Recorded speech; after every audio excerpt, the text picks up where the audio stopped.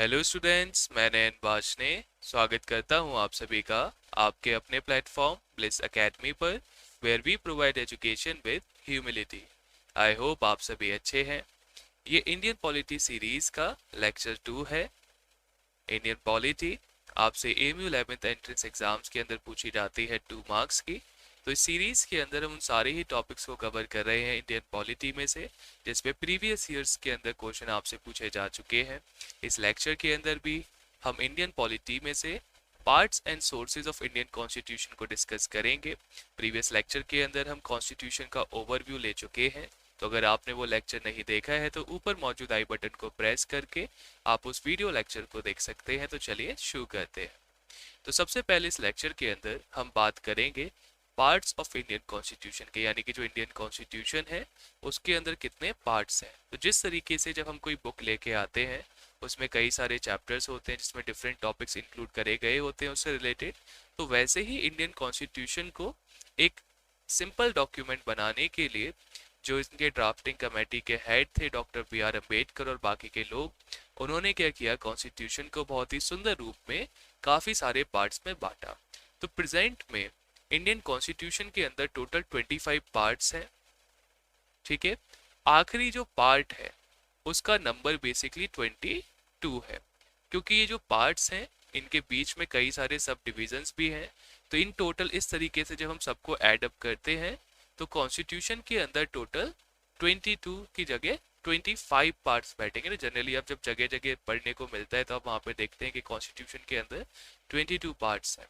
जो आखिरी पार्ट है उसका नंबर 22 होता है, लेकिन इन टोटल अगर हम सारे पार्ट्स को इंक्लूड करें तो यहाँ पे 25 पार्ट्स बैठते हैं। अब एक एक करके हम देखते हैं कि किस पार्ट के अंदर कौन सी चीज लिखी गई है।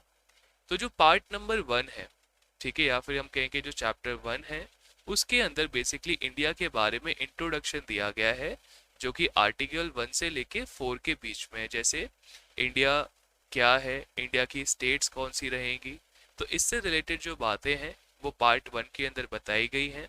फिर जो कॉन्स्टिट्यूशन का सेकंड पार्ट है उसके अंदर सिटीजनशिप के बारे में बताया गया है, जो कि आर्टिकल 5 से लेके 11 के बीच में लिखा है, जिसमें बताया गया है कौन से लोग इंडिया के सिटीजन होंगे और कौन से लोग इंडिया के सिटीजन नहीं होंगे, और किस तरीके से आपकी सिटीजनशिप इंडिया से जा सकती है, या फिर किस तरीके से बाहर के लोग इंडिया की सिटीजनशिप ले सकते हैं। तो इससे रिलेटेड जितनी भी जानकारियां हैं वो इस पार्ट 2 के अंदर लिखी गई हैं। कॉन्स्टिट्यूशन का जो पार्ट 3 है इसके अंदर बेसिकली फंडामेंटल राइट्स के बारे में लिखा गया है, जो कि आर्टिकल नंबर 12 से लेके 35 के बीच में है। फंडामेंटल राइट्स यानी कि कुछ ऐसी गारंटीज जो कि गवर्नमेंट हमसे करती है, हमारा देश हमसे करता है कि ये आपके पास हमेशा रहेंगी। ऐसे ही पार्ट 4 के अंदर यहाँ पे directive principles of state policy लिखी गई हैं, जो कि आर्टिकल 36 से लेके 51 के बीच में है। Directive principles of state policy का मतलब होता है कि जो प्रेजेंट में रूलिंग गवर्नमेंट है या फिर एग्जीक्यूटिव्स हैं, उनको एक आइडियोलॉजी पता रहे कि किस तरीके से जो स्टेट है उसको रूल किया जाता है। तो यहाँ पे ऐसे ही कुछ प्रिंसिपल्स लिखे गए हैं जिसको फॉलो करते हुए रूलिंग गवर्नमेंट और एग्जीक्यूटिव अपना काम करेंगे। फिर इस चैप्टर 4 का एक सब डिवीजन आता है 4A। ठीक है, तो इसके अंदर जो फंडामेंटल ड्यूटीज हैं इनके बारे में लिखा गया है, जो कि आर्टिकल 51A के अंदर लिखा गया है।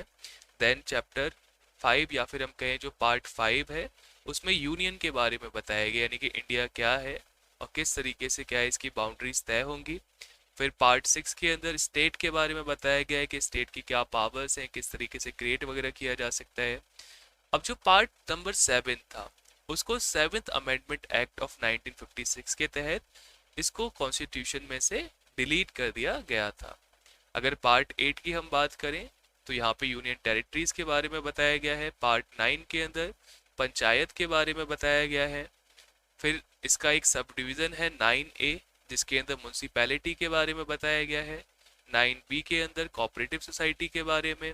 पार्ट 10 के अंदर बताया गया है शेड्यूल एंड ट्राइबल एरियाज के बारे में। पार्ट 11 के अंदर किस तरीके से यूनियन यानी कि सेंट्रल गवर्नमेंट और स्टेट गवर्नमेंट के बीच में रिलेशन रहेंगे। पार्ट 12 के अंदर फाइनेंस, प्रॉपर्टी और कॉन्टेक्ट से रिलेटेड यहाँ पे बातें कही गई हैं। पार्ट 13 के अंदर ट्रेड एंड कॉमर्स से रिलेटेड जो लॉज हैं उनके बारे में बताया है। 14 के अंदर किस तरीके से यूनियन और स्टेट गवर्नमेंट के अंदर सर्विस करी जाएगी उसके बारे में। 14A के अंदर ट्रिब्यूनल के बारे में बताया गया है। 15 के अंदर किस तरीके से इलेक्शंस कंडक्ट कराए जाएंगे डिफरेंट बॉडीज के। 16 के अंदर स्पेशल प्रोविजंस के बारे में बताया गया है जो कि इंडिया के अंदर कुछ सर्टेन क्लासेस को दिए गए हैं। देन जो पार्ट 17 है कॉन्स्टिट्यूशन का, इसके अंदर हमारी जो ऑफिशियल लैंग्वेज है उसके बारे में बताया गया है। पार्ट 18 के अंदर इमरजेंसी के टाइम पे जो प्रोविजंस किए जा सकते हैं उन सभी के बारे में बताया गया है। 19th के अंदर कुछ ऐसे टॉपिक्स रखे गए हैं जो कि किसी पर्टिकुलर चैप्टर में नहीं रखे जा सकते थे, तो इन सबको मिसलिनियस करके यहाँ पे रख दिया गया है।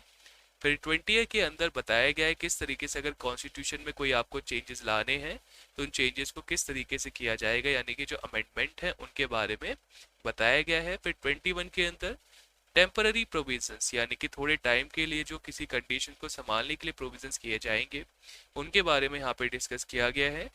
देन जो आखिरी पार्ट है कॉन्स्टिट्यूशन का, यानी कि जो 22nd पार्ट है, इसके अंदर बेसिकली हिंदी लैंग्वेज के बारे में बताया गया है। तो इस तरीके से जब आप सारी चीज़ों को एडअप करेंगे तो यहाँ पे इन टोटल 22 आप चैप्टर बाई नंबर बैठते हैं, और अगर इन टर्म्स ऑफ पार्ट हम बात करें तो यहाँ पे टोटल 25 पार्ट्स कॉन्स्टिट्यूशन के अंदर बैठेंगे जिसमें डिफरेंट टॉपिक्स को शामिल किया गया है।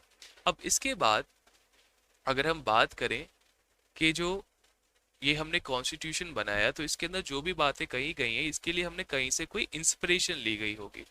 तो क्योंकि हम काफ़ी एंड में जाके इंडिपेंडेंट हुए थे और उससे पहले काफ़ी सारी ऐसी कंट्रीज थी जो कि इंडिपेंडेंट या फिर उन्होंने अपने कॉन्स्टिट्यूशन तैयार कर लिए थे, तो जब हम क्या कर रहे थे अपना कॉन्स्टिट्यूशन बना रहे थे तो उस टाइम के जितने भी मेंबर्स थे उन सभी ने वो सारे कॉन्स्टिट्यूशन मंगाए और इनको रीड करना शुरू किया। अब उन कॉन्स्टिट्यूशन में जो जो बातें इनको अच्छी लगी जिसको हम इम्प्लीमेंट कर सकते थे इंडिया के अंदर, उन सारी बातों को वहाँ से ले लिया गया है। तो हम आगे वाले पार्ट के अंदर यही समझेंगे कि इंडिया के अंदर जो हम एक ऑर्डर देख रहे हैं लॉ का या डिफरेंट फंक्शनिंग देख रहे हैं, वो जो चीज़ ली गई है उसका इंस्पिरेशन कहाँ से आया था या फिर हमने कहाँ से उसको अडॉप्ट करी है। तो हम बात करेंगे अब सबसे पहले कि जो सोर्सेज थे कॉन्स्टिट्यूशन के वो कहाँ से आए।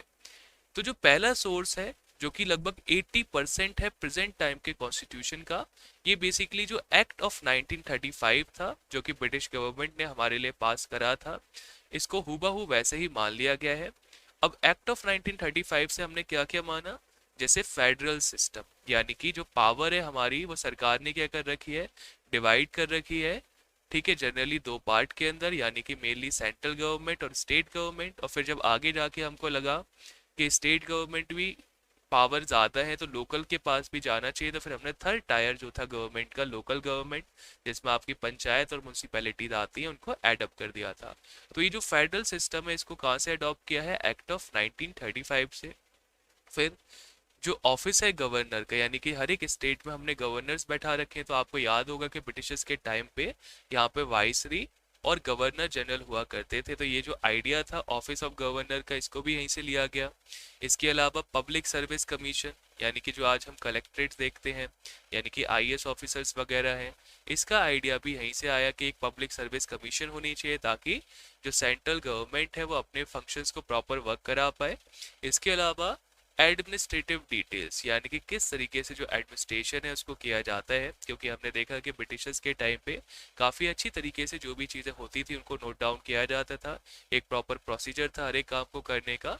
तो वो वाला जो आइडिया है वो भी हमने एक्ट ऑफ 1935 से लिया।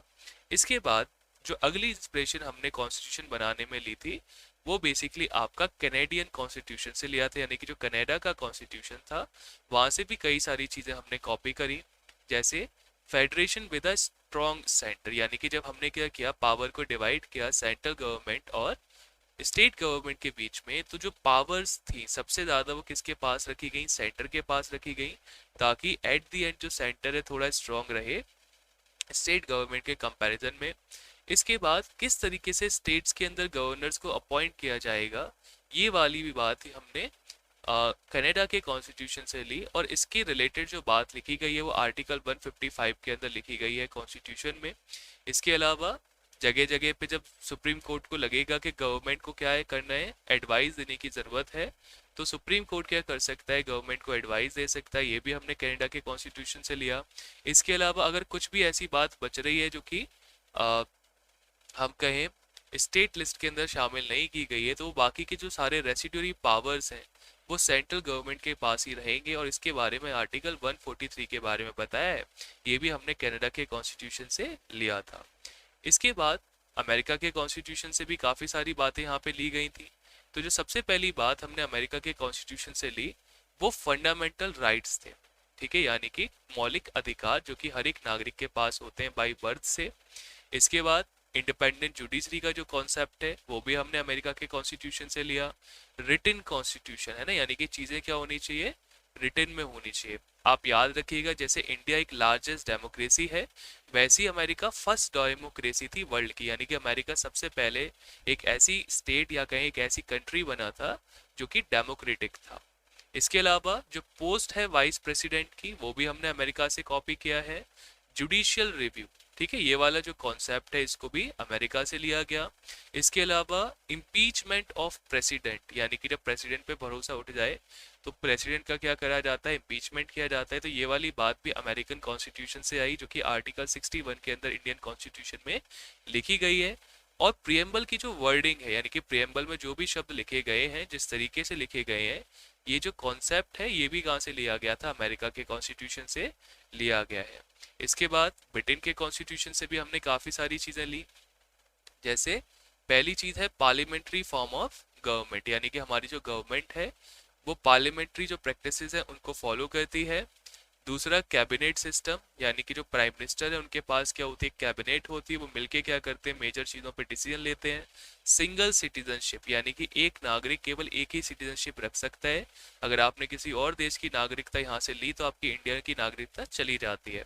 इसके अलावा रूल ऑफ लॉ, ठीक है, यानी कि लॉ से देश चलेगा। लेजिस्लेटिव प्रोसीजर्स, यानी कि किस तरीके से एक प्रोसीजर के थ्रू सारे काम होंगे। इसके अलावा कुछ पार्लियामेंट्री प्रिविलेजेस, यानी कि जो लोग पार्लियामेंट के पार्ट बनेंगे उनको कुछ प्रिविलेजेस होते हैं, जैसे हम कहें कि उम्र भर के लिए फिर पेंशन होती है। इसके अलावा बाई कैमलरिज्म, ठीक है, बाई कैमलरिज्म का मतलब होता है कि पार्लियामेंट के अंदर दो हाउस होंगे, ठीक है। हमारे यहाँ पे एक अपर हाउस होता है और एक लोअर हाउस होता है। अपर हाउस को हम राज्यसभा कहते हैं जिसका टेन्योर 6 ईयर्स का होता है, और लोकसभा होता है लोअर हाउस जिसका टेन्योर 5 ईयर्स का होता है, ठीक है, ये भी इंपॉर्टेंट है, आप याद रखना।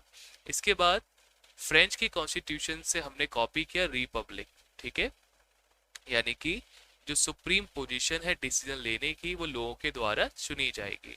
इसके बाद जो आयरलैंड का कॉन्स्टिट्यूशन था, यानी कि जो आयरिश कॉन्स्टिट्यूशन था, इससे भी कुछ बातें ली गई, जिसमें सबसे इंपॉर्टेंट आप याद रखना directive principles of state policy. अगर आपसे क्वेश्चन पूछा जाए कि डायरेक्टिव प्रिंसिपल स्टेट पॉलिसी के लिए हमने कहाँ से इंस्पिरेशन ली, तो ये आयरिश कॉन्स्टिट्यूशन से ली थी। इसके अलावा जो इनडायरेक्ट इलेक्शन होता है प्रेसिडेंट का, ये वाला मेथड भी हमने आयरिश कॉन्स्टिट्यूशन से लिया। और जो नॉमिनेशन है कुछ मेंबर्स का राज्यसभा में, यानी कि जिस तरीके से शायद आपको पता हो कि प्रेसिडेंट क्या कर सकता है, कुछ लोगों को नॉमिनेट कर सकता है राज्यसभा के अंदर, ठीक है, और जिस तरीके से बाकी की सरकारें करती हैं, तो ये सारी बातें भी हमने आयरिश कॉन्स्टिट्यूशन से ली है। इसके अलावा ऑस्ट्रेलिया के कॉन्स्टिट्यूशन से भी कुछ बातें ली गई, जिसमें सबसे पहली बात आप याद रखना कॉन्करेंट लिस्ट, ठीक है, 3 तरह की लिस्ट होती हैं, स्टेट लिस्ट, यूनियन लिस्ट और कॉन्करेंट लिस्ट। यूनियन लिस्ट के अंदर ऐसे मैटर्स होते हैं जिसके लिए सेंटर डिसीजन लेता है, स्टेट लिस्ट के अंदर ऐसे डिसीजन होते हैं जिसपे स्टेट डिसीजन लेता है। लेकिन कुछ टॉपिक ऐसे जैसे एजुकेशन है, हेल्थ है, तो ये सारे जो टॉपिक है इस पे यूनियन और स्टेट दोनों की जिम्मेदारी होती है, तो ऐसे टॉपिक्स को कॉन्करेंट लिस्ट के अंदर हम रखते हैं। तो ये जो आइडिया था ये ऑस्ट्रेलिया से लिया गया। इसके अलावा जरूरत पड़ने पे जो जॉइंट सेटिंग बुला ली जाती है कई बार बोथ दी हाउसेज की पार्लियामेंट के अंदर, ये वाला जो आइडिया ये भी आपने ऑस्ट्रेलियन कॉन्स्टिट्यूशन से लिया और इसको आर्टिकल 108 के अंदर इंडियन कॉन्स्टिट्यूशन में लिखा गया है। इसके अलावा प्रीएम्बल के अंदर जो काफ़ी सारे फीचर्स हैं, ठीक है, ये वाला जो आइडिया है ये हमने ऑस्ट्रेलियन कॉन्स्टिट्यूशन से लिया। इसके अलावा यहाँ पर जो नेक्स्ट चीज़ लिख रही है आपकी आयरिश कॉन्स्टिट्यूशंस के बारे में, ठीक है, इसको एक बार हम चेक कर लें। ठीक है, आयरिश कॉन्स्टिट्यूशन से नहीं लिया गया है, ये लिया गया है जर्मनी के कॉन्स्टिट्यूशन से, है ना, यानी कि जो जर्मनी का कॉन्स्टिट्यूशन था यहाँ से जो इमरजेंसी प्रोविजंस हैं, ठीक है, इसको क्या किया है हमने लिया है, यानी कि जब कभी भी इमरजेंसी लगती है तो उस टाइम पे जो प्रोविजंस लगाए जाते हैं, जैसे काफ़ी सारे फंडामेंटल राइट्स उस टाइम पे ख़त्म हो जाते हैं, तो ये सारी बातें हमने जर्मनी से ली थी। इसके बाद रशिया के कॉन्स्टिट्यूशन से जो फंडामेंटल ड्यूटीज वाली बात है, यानी कि जो नागरिक हैं उनका भी कुछ कर्तव्य है देश के प्रति, तो ये वाली बात हमने रशिया के कॉन्स्टिट्यूशन से। फिर जापान के कॉन्स्टिट्यूशन से किस तरीके से प्रोसीजर स्टैब्लिश करे जाएंगे लॉ के थ्रू, ये वाली बात जापानीज कॉन्स्टिट्यूशन से ली। और जो सबसे आखिर में हमने इंस्पिरेशन ली है वो साउथ अफ्रीका के कॉन्स्टिट्यूशन से ली है, जिसमें पहली बात कि किस तरीके से जो एग्जिस्टिंग लॉ है उनको अमेंड किया जा सकता है और किस तरीके से राज्यसभा के अंदर जो मेंबर्स हैं उनका इलेक्शन होगा, तो ये बात हमने साउथ अफ्रीका से ली है। तो इन टोटल अगर हम पूछें कि अब आपसे एग्जाम में क्या पूछा जा सकता है, तो पहली चीज़ तो आपसे यही पूछी जा सकती है कि कॉन्स्टिट्यूशन में कितने पार्ट्स हैं। तो इंडियन कॉन्स्टिट्यूशन में प्रेजेंट में 25 पार्ट्स हैं, ठीक है। और जो लास्ट पार्ट है उसका नंबर आपका 22 है। और अगर हम आर्टिकल्स की बात करें कि प्रेजेंट में इंडियन कॉन्स्टिट्यूशन में कितने आर्टिकल हैं, तो 448 आर्टिकल्स इंडियन कॉन्स्टिट्यूशन के अंदर मेंशन है प्रेजेंट टाइम में। और इसी तरीके से आपसे पूछ सकते हैं कि कौन सी बात किस कॉन्स्टिट्यूशन से ली गई है कंट्री के। तो इन सारी बातों को अच्छे से याद रखिएगा। मैं उम्मीद करता हूँ कि आपको यहाँ पे चीज़ें समझ में आई होंगी। अगर आपने हमारे चैनल को अभी सब्सक्राइब नहीं किया है तो आप इसको सब्सक्राइब कर लीजिए, बेल आइकन को प्रेस करिए ताकि आने वाले वीडियोस के नोटिफिकेशंस आप तक पहुँच पाएँ। अगर आपको ये वीडियो पसंद आई है तो आप इसको लाइक कर दीजिए, अपने फ्रेंड्स के साथ शेयर करिए और कमेंट बॉक्स के अंदर आप अपने डाउट्स या फिर अपने व्यूज़ हमारे साथ शेयर कर सकते हैं। उन सभी को आंसर करने की हम पूरी कोशिश करेंगे। तो चलिए मिलते हैं फिर एक नई वीडियो के अंदर, तब तक के लिए गुड बाय।